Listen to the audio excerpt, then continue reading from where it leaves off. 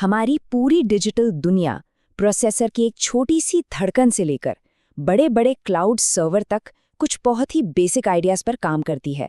तो आज हम इन्हीं आइडियाज को एकदम आसान भाषा में समझने की कोशिश करेंगे।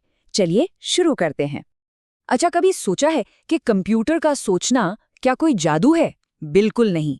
ये तो असल में इसके दिमाग यानी सीपीयू के अंदर चलने वाली एक बहुत तेज और लगातार दोहराई जाने वाली प्रोसेस है। इसी को इंस्ट्रक्शन साइकिल कहते हैं।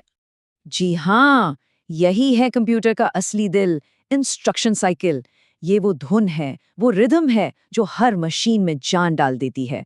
और ये सब कुछ होता है बस 4 बहुत ही सिंपल स्टेप्स में। आप इसे प्रोसेसर की कभी ना रुकने वाली धड़कन समझ सकते हैं। यही वो साइकिल है जो हमारे हर एक कमांड को, चाहे वो एक छोटा सा क्लिक हो या कोई बड़ा प्रोग्राम, एक्शन में बदल देती है। तो ये प्रोसेस 4 आसान स्टेप्स में काम करती है। सबसे पहले फेच, मतलब सीपीयू मेमोरी से एक इंस्ट्रक्शन उठाता है।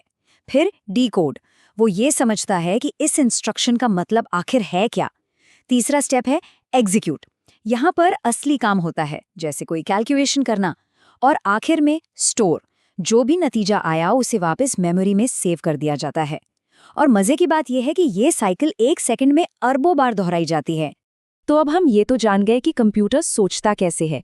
चलिए अब ये देखते हैं कि ये सोचने वाली मशीनें वक्त के साथ बदली कैसे हैं।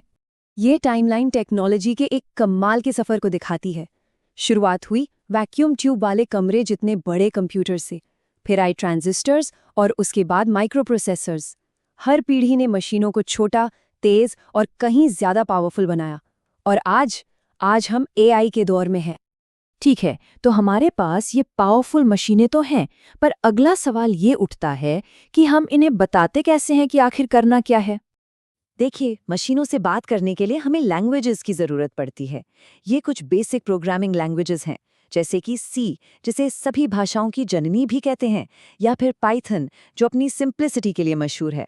आज हम जितने भी सॉफ्टवेयर इस्तेमाल करते हैं वो इन्हीं के जरिए बनते हैं।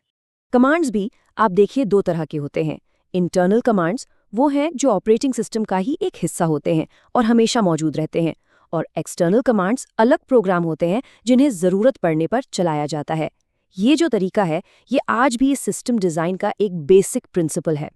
और हाँ, सबसे आसान कमांड्स तो हम रोज़ ही इस्तेमाल करते हैं, कीबोर्ड शॉर्टकट्स। हर बार जब हम कोई शॉर्टकट दबाते हैं तो हम असल में कंप्यूटर को एक सीधा ऑर्डर दे रहे होते हैं। अच्छा, हमने एक अकेले कंप्यूटर की तो बात कर ली, लेकिन असली पावर तो तब आती है जब ये कंप्यूटर एक दूसरे से बात करते हैं।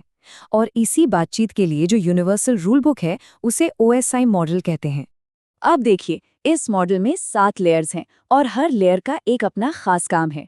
जैसे सबसे नीचे की फिजिकल लेयर केबल की तरह डेटा को फिजिकली भेजती है। बीच में नेटवर्क लेयर IP एड्रेस का इस्तेमाल करके सही रास्ता ढूंढती है। और सबसे ऊपर की एप्लीकेशन लेयर वो है जिससे हम और आप सीधे बात करते हैं, जैसे हमारा वेब ब्राउज़र। इन सारी लेयर्स में से ट्रांसपोर्ट लेयर को OSI मॉडल का दिल भी कहा जाता है। क्यों? क्योंकि इसका सबसे ज़रूरी काम ये पक्का करना है कि डेटा बिना किसी गलती के और सही सलामत अपनी मंजिल तक पहुंच जाए।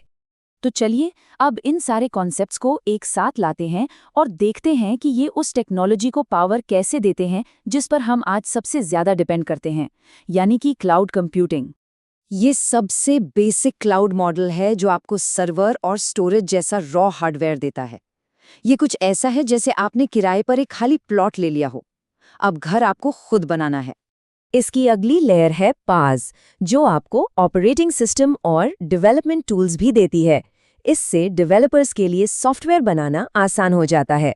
मतलब अब आपको बना बनाया ढांचा मिल गया है, बस फर्नीचर लगाना है। और आखिर में है SaaS, यानी सॉफ्टवेयर एज अ सर्विस। ये वो मॉडल है जिसे हम सब इस्तेमाल करते हैं, जैसे जीमेल या माइक्रोसॉफ्ट 365। यहाँ सब कुछ पहले से तैयार है। ये एक फुली फर्निश्ड होटल रूम की तरह है, बस लॉगिन करो और इस्तेमाल करो। आखिर में एक और छोटा सा लेकिन ज़रूरी कॉन्सेप्ट है बूटिंग। जब आप एक पूरी तरह से बंद कंप्यूटर को स्टार्ट करते हैं तो उसे कोल्ड बूटिंग कहते हैं, और जब आप एक पहले से चल रहे कंप्यूटर को रीस्टार्ट करते हैं तो वो वार्म बूटिंग कहलाती है। जैसा कि हमने देखा, टेक्नोलॉजी कभी रुकती नहीं है। वैक्यूम ट्यूब से लेकर एआई तक हर बड़ी क्रांति इन्हीं बेसिक प्रिंसिपल्स पर बनी है। तो अब सवाल ये है कि भविष्य में इन्हीं प्रिंसिपल्स पर कौन सी नई टेक्नोलॉजी खड़ी होगी।